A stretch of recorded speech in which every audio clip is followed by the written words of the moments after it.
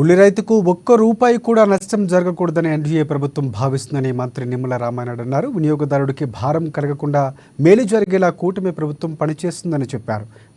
మంత్రి టీజీ భరత్తో కలిసి కర్నూలులో ఉల్లి మార్కెట్ను నిమ్మల రామానాయుడు తనిఖీ చేశారు. గత ప్రభుత్వంలో హార్టికల్చర్, డ్రిప్ ఇరిగేషన్ వంటి అన్నింటినీ కూడా గాలికి వదిలేశారని విమర్శించారు. జగన్ రాయలసీమ బిడ్డాడి చెబుతూనే నీటిపారుదల శాఖను పట్టించుకోలేదంటూ ఎద్దేవా చేశారు. కోడుమూరులో కూడా ఉల్లి మార్కెట్ను అభివృద్ధి చేస్తున్నట్లు నిమ్మల రామానాయుడు వెల్లడించారు.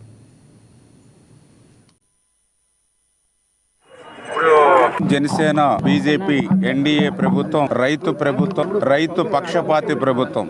ఏదైతే గౌరవ ముఖ్యమంత్రి చంద్రబాబు నాయుడు గారు క్లియర్ గా ఏదైతే రైతులు ఎవరైతే ఉన్నారో వాళ్ళకి నష్టం కష్టం లేకుండా పరిపాలన సాగాలి అనేటువంటి ఆదేశాల ప్రకారమే ఈ రోజు కూడా మేము కర్నూలుకు సంబంధించినటువంటి ఈ ఉల్లి మార్కెట్ ను కూడా సందర్శించడం జరిగింది.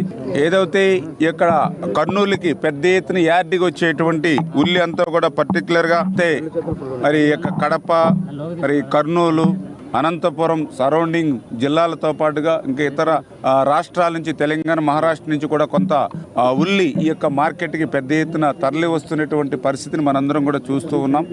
మరి ఇటువంటి పరిస్థితుల్లో కర్నూలులో ఇంత పెద్ద మార్కెట్లో ఎవరైతే